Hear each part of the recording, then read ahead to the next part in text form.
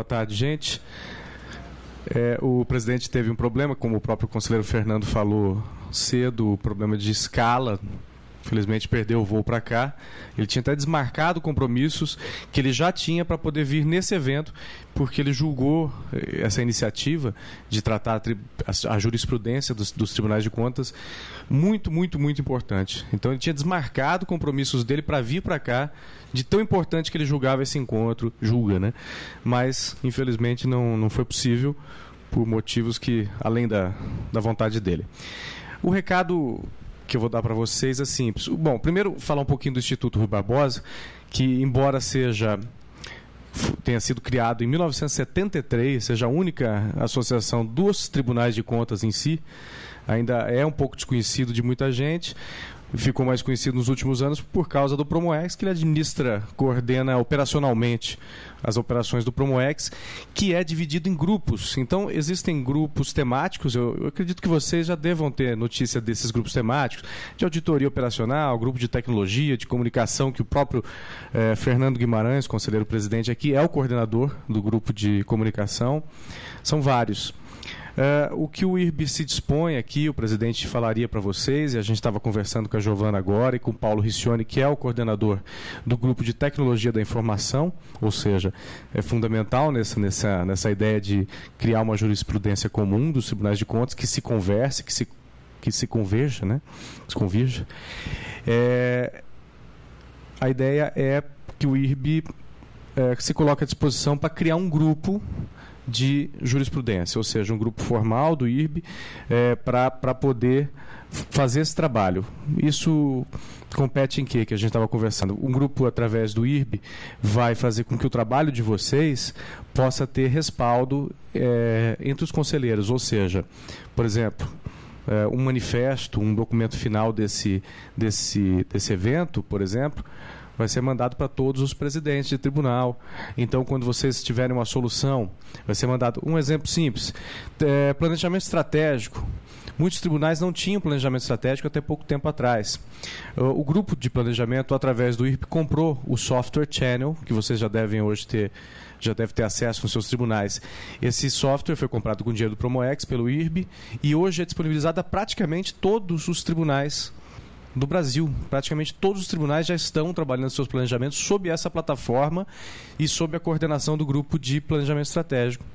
Então, que tal, daqui a alguns anos, a gente ter um sistema de jurisprudência comum entre os tribunais, funcionando sob a coordenação de um grupo de jurisprudência, um banco de dados comum, onde todos possam se conversar?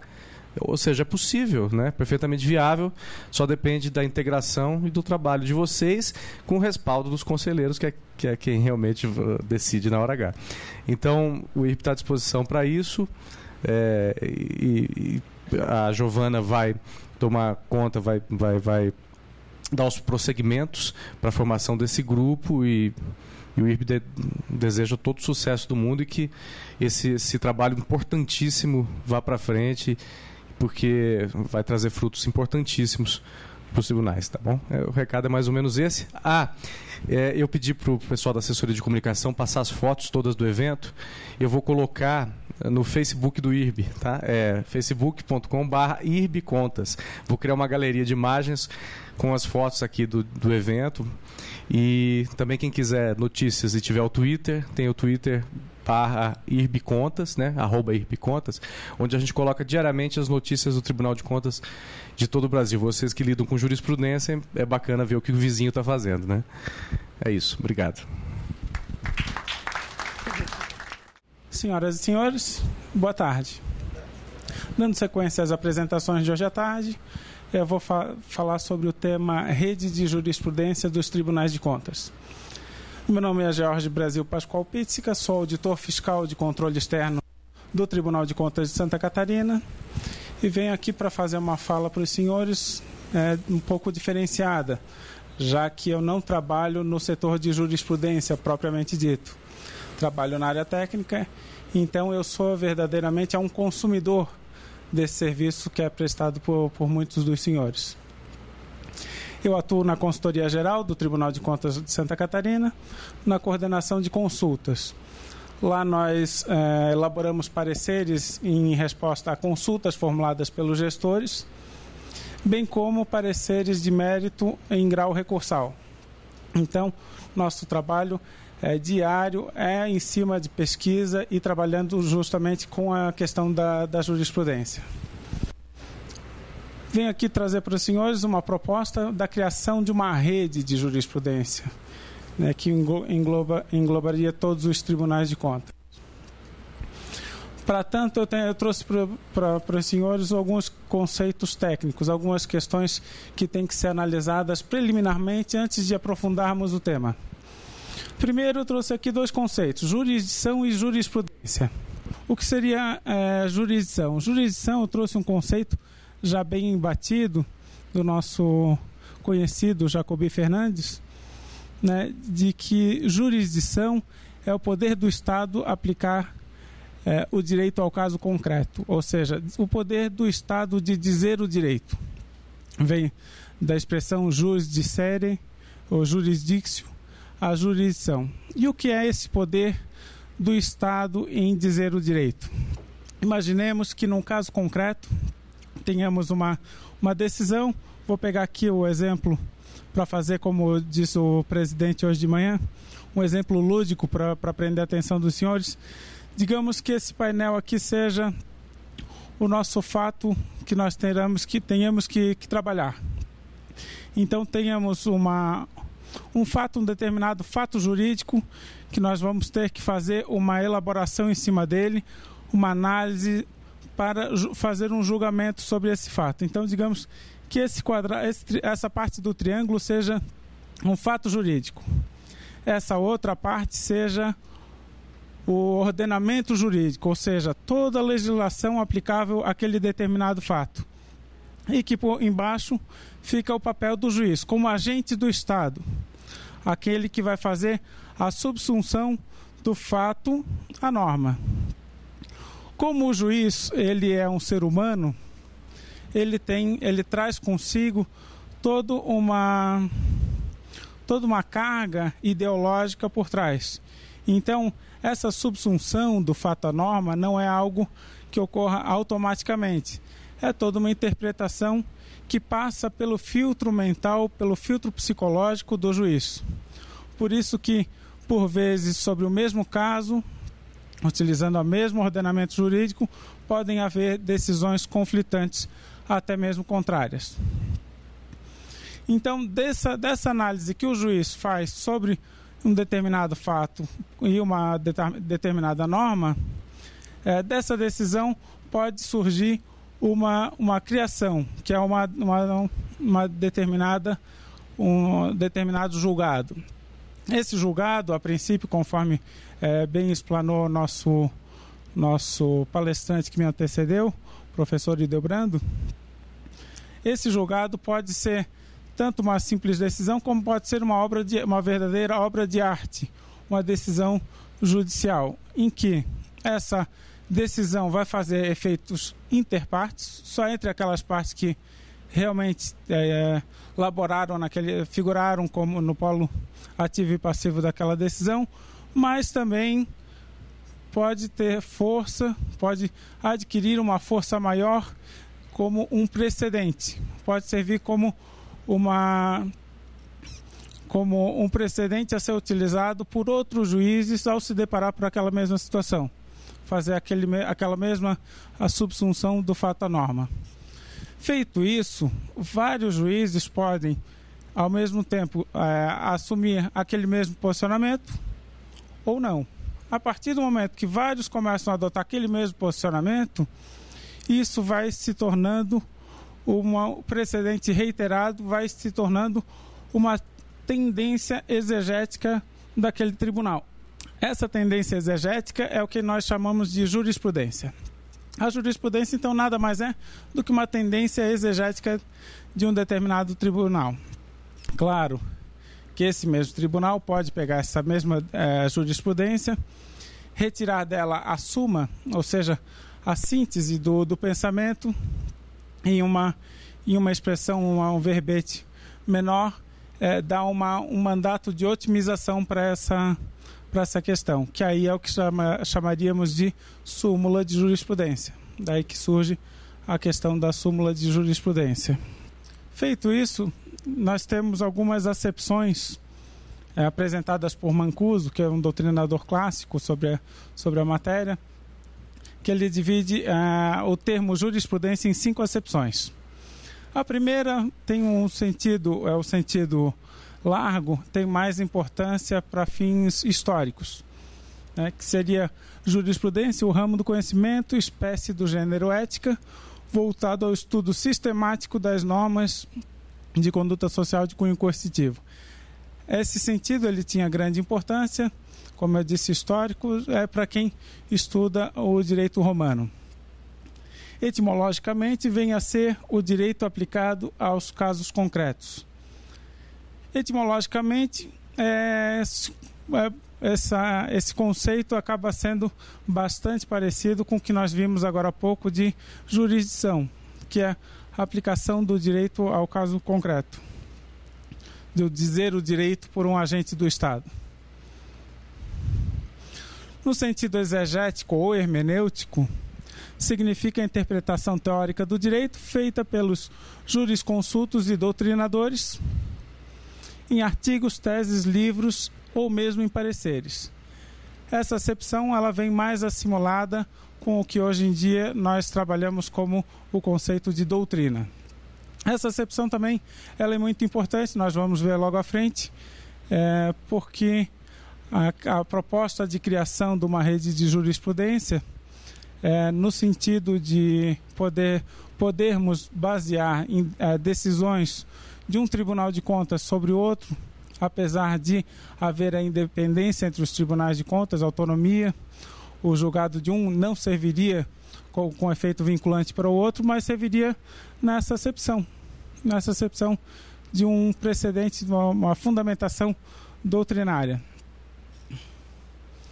No sentido de distribuição de da justiça, significaria a jurisprudência a grande massa judiciária, o somatório global dos julgados dos tribunais, harmônicos ou não, ou seja, a totalização dos acórdãos produzidos por determinado tribunal. Essa acepção também é importante no contexto da transparência, do acesso à informação, em que, harmônicos ou não, todas as decisões têm que ser divulgadas, tem que ser dada ampla divulgação de todas elas.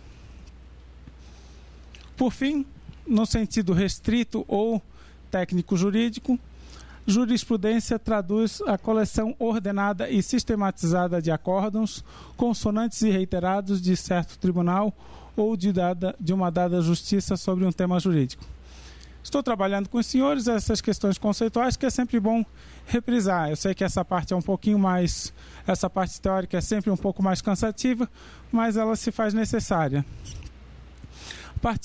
A partir desse momento que nós temos esse conceito técnico-jurídico de jurisprudência, nós temos que enfrentar uma outra dificuldade que nós vislumbramos.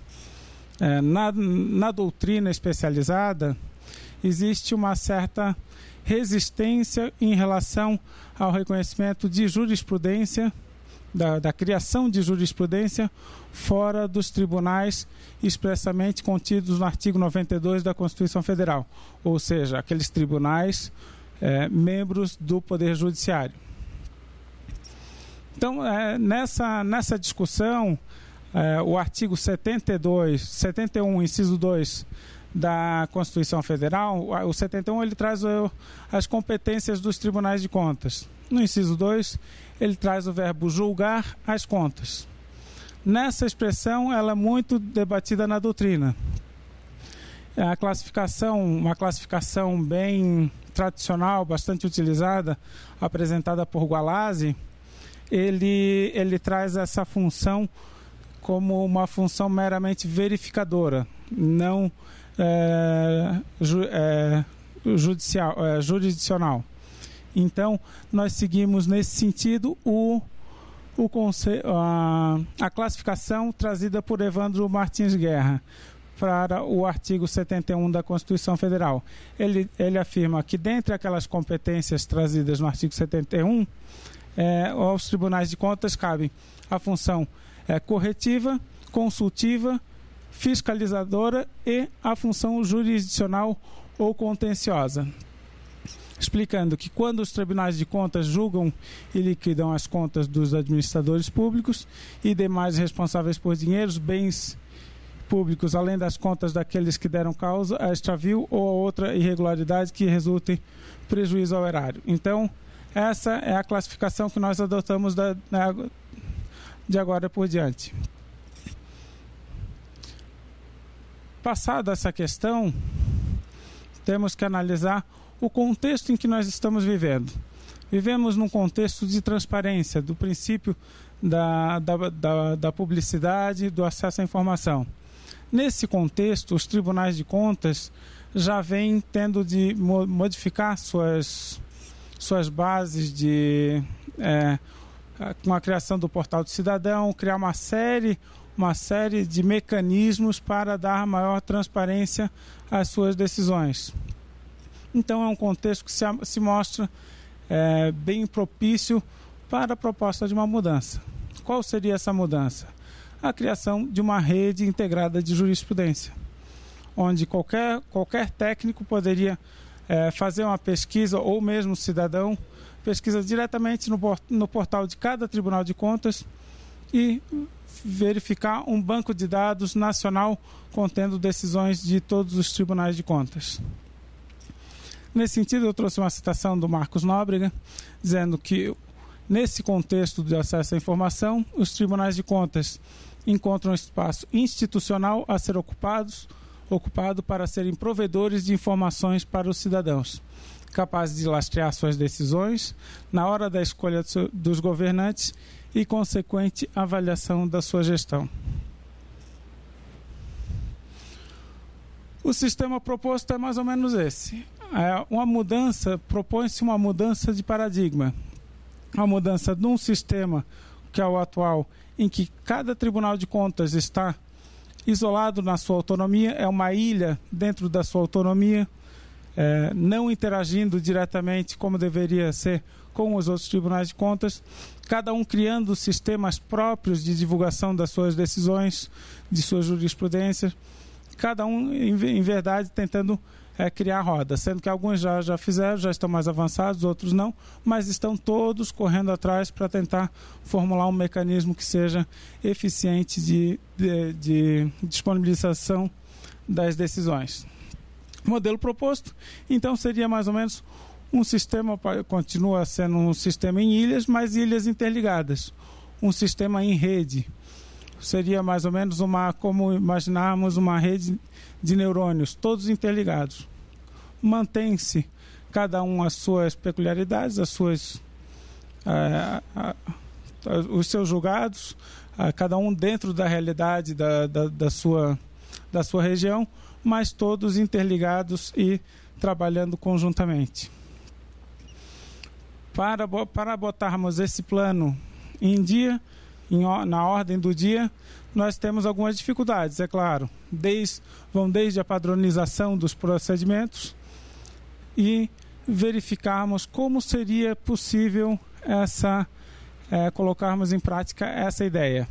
Como bem colocado pelo colega que está representando aqui o Instituto Rui Barbosa, uma ideia seria a centralização num portal, poderia ser do IRB ou mesmo controle público, um portal nacional que englobasse todos os tribunais de contas.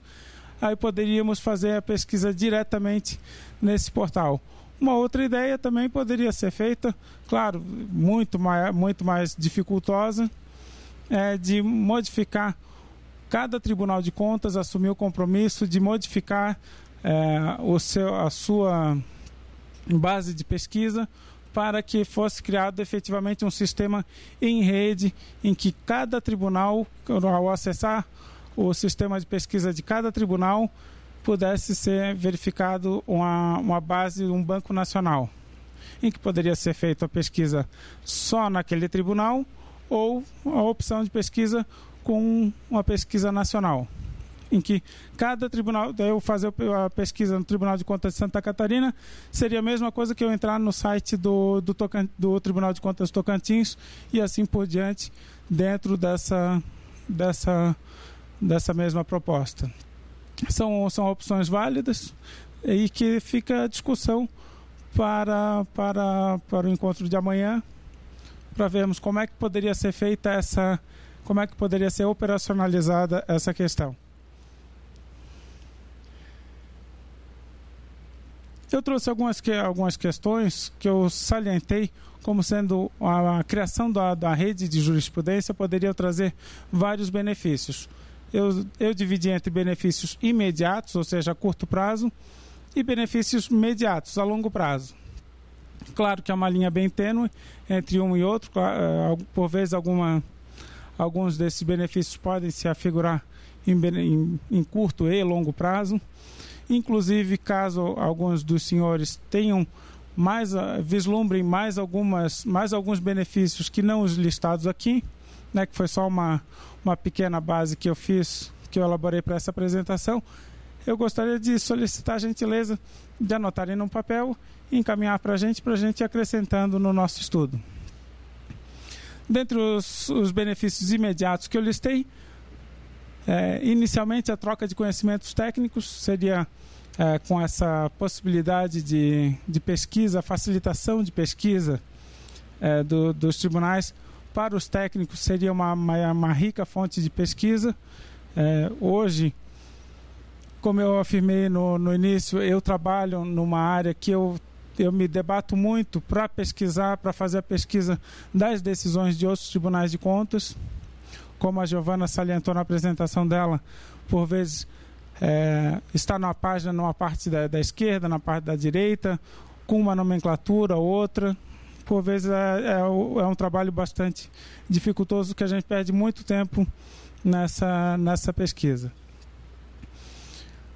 A otimização dos trabalhos nos tribunais de contas.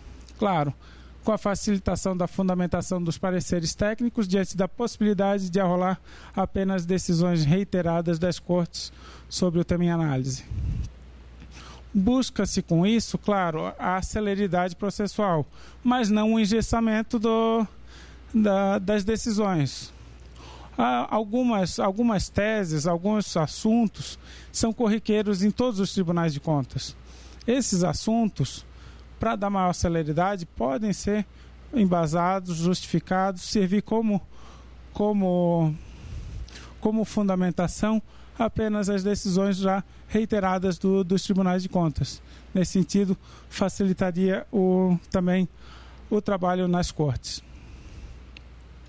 Segurança jurídica aos jurisdicionados, claro, a partir do momento que os jurisdicionados tiverem maior conhecimento de como é que são as decisões dos tribunais sobre determinados fatos, isso vai trazer benefícios maiores, tanto sociais, pela questão da legitimidade social que os tribunais vão adquirindo com essas decisões, bem como dos gestores que, ao ver que vários outros gestores estão sendo penalizados por determinados fatos, claro que vão evitar esse tipo de conduta. Bem como a transparência e o acesso à informação, também vão ser privilegiados com essa proposta.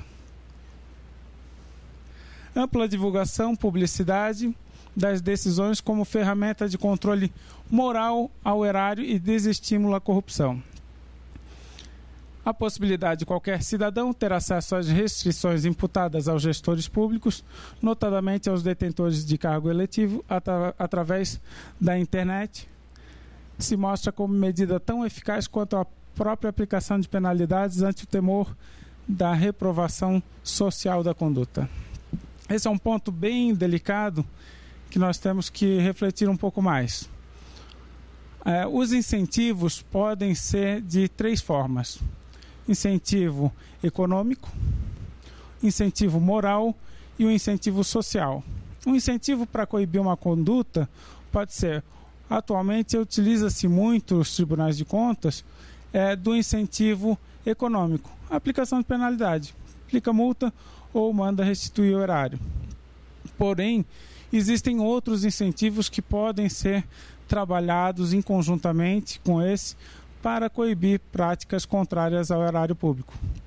Uma delas é, claro, o que seria o incentivo moral? O incentivo moral é aquele que cada um traz dentro de si. Eu não vou fazer a coisa errada porque eu sei que é errado, eu não quero isso para mim. Já o incentivo social, ele trabalha num outro âmbito, um pouco mais abrangente e por vezes até muito mais eficaz. Ou seja, o temor da repercussão social daquele fato.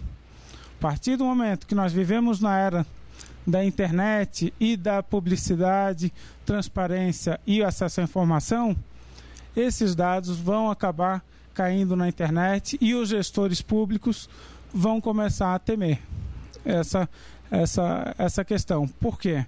A partir do momento que o cidadão puder jogar o nome do gestor no Google e ter um parecer técnico de um Tribunal de Contas, a decisão, o voto e a documentação que fundamentou aquela decisão, claro que isso se torna uma forte arma social, uma grande ferramenta de controle social, que nós estamos vivenciando isso e talvez até sem perceber o tamanho, as implicações que essas questões podem trazer.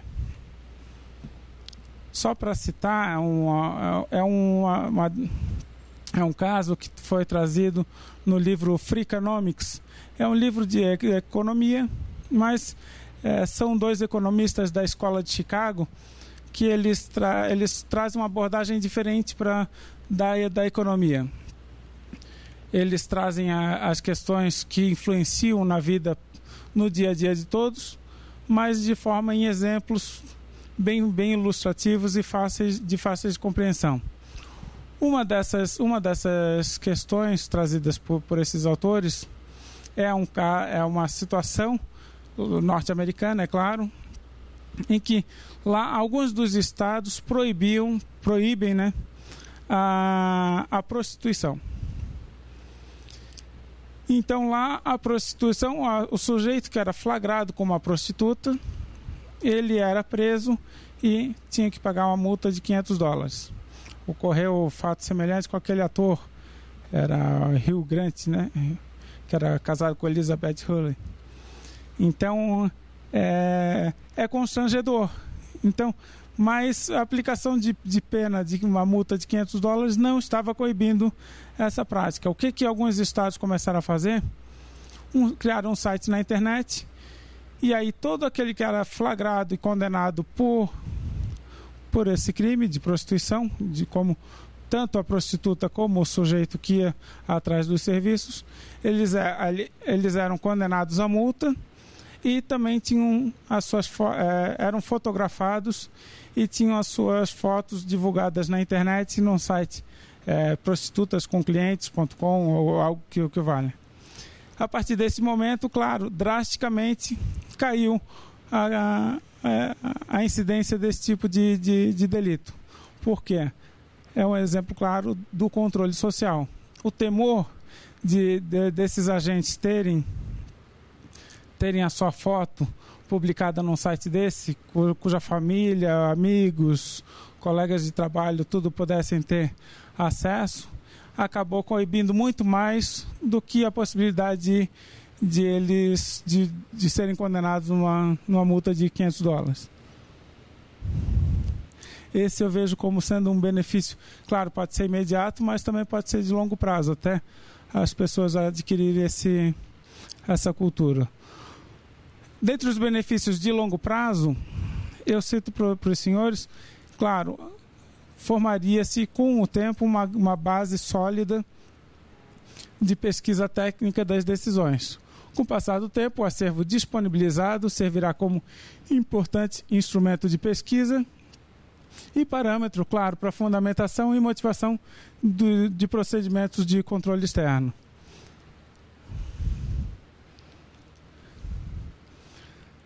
A uniformização de procedimentos e penalidades com o tempo, com as citações, quando basicamente o trabalho técnico começar a se pautar também pelas decisões de outros tribunais de contas, vai ocorrer inevitavelmente uma certa uniformização, não padronização, vai ser uma uniformização. Padronização se busca de procedimentos, nunca de decisões.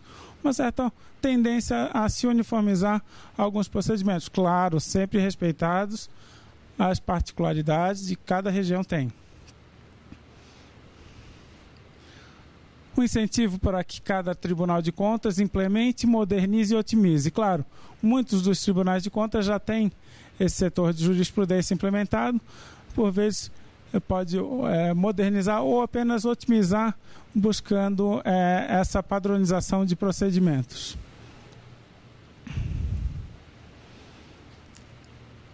A integração entre os órgãos de controle externo, claro, que a partir do momento que cada Tribunal de Contas sair daquele modelo que eu mostrei para os senhores antes, modelo de ilha, isolado dentro da sua autonomia, os Tribunais de Contas vão poder interagir, trabalhar de forma mais harmônica e principalmente surgirem novas ideias, novos encontros e quem sabe dessa rede de jurisprudência possam surgir novas oportunidades de trabalho, de integração entre os técnicos dos Tribunais de Contas. Por fim, eu trouxe aqui, como benefício de longo prazo, o fortalecimento do controle externo em 3 âmbitos: técnico, político e social. O controle técnico, como dito, vai ser fortalecido a partir do momento que os técnicos vão ter uma nova ferramenta de trabalho, uma nova fonte de pesquisa para utilizar na sua lida diária. O controle político pode se dar, claro, a partir do momento que as decisões do Tribunal de Contas, as contas rejeitadas, os motivos e tudo mais dos gestores públicos começarem a ser divulgados na internet, vai haver inevitavelmente uma tendência a essas questões serem trabalhadas também em práticas eleitorais, em ano eleitoral. O que pode ser ruim para uns e bom para outros, né? Vai acabar existindo uma certa tendência aos gestores tomarem mais cuidado com eventuais restrições aplicadas pelos tribunais de contas. Podem levar mais a sério esse tipo de decisão. Vão começar a perceber que isso influencia na vida política deles. Pode, inclusive, ser o fim de uma carreira política por uma conta rejeitada ou uma questão levada mais a fundo. Ou reiteradas contas rejeitadas ou algo nesse sentido. Que hoje em dia, para o cidadão, vige aquela velha máxima: rouba, mas faz, e acaba voltando. Isso é uma questão cultural que tende, é claro, a ser modificada com procedimentos como esse. Por fim, o controle social será fortalecido pela possibilidade do cidadão ter acesso direto pela internet à prestação de contas dos agentes políticos, dos seus representantes, e poder cobrar diretamente de cada um deles uma determinada atitude. Finalizando a apresentação, eu trouxe aqui para os senhores um organograma que eu criei bem simples, mas que eu verifico que seja mais ou menos a etapa que nós estamos vivenciando. Aqui embaixo, como a base das discussões, está a criação do grupo de jurisprudência. O grupo de e-mails criado pela Giovana, claro, esse grupo de e-mails ainda está numa fase de implementação, muito tímido ainda nas suas discussões, mas esperamos que depois desse encontro possa ser revitalizado e venhamos a travar boas discussões com ele. No final vou deixar o meu e-mail também, quem quiser deixar qualquer sugestão ou manter o contato também. E, claro, podem manter contato comigo também através do grupo de e-mails, assim outras pessoas podem interagir e trabalhar junto sobre as questões ali discutidas. Formulação de cursos e congressos, como esse encontro aqui, também fortalece essa questão, culminando com o projeto de criação da rede de jurisprudências. É o nosso tema que estamos trabalhando agora. Como missão, eu coloquei o encaminhamento às presidências dos tribunais de contas, um documento, o resultado desse encontro, com algumas propostas de padronização, em que se trabalha a nossa visão, que aí salientar os benefícios imediatos e imediatos, de curto e longo prazo, culminando na criação da rede integrada de jurisprudência entre os tribunais de contas. Aqui algumas referências que eu citei aqui. Essa apresentação eu fiz embasada no artigo que eu elaborei propriamente para essa apresentação, disponibilizei para a Giovana, para depois, quem tiver interesse, a gente pode jogar ou no grupo de e-mails, ou também já repassei para alguns colegas para buscar a publicação disso. E aí vamos mantendo o contato e evoluindo nesse sentido. Eu deixo aqui para os senhores o meu e-mail, quem quiser copiar, e agradeço a atenção de todos. Obrigado.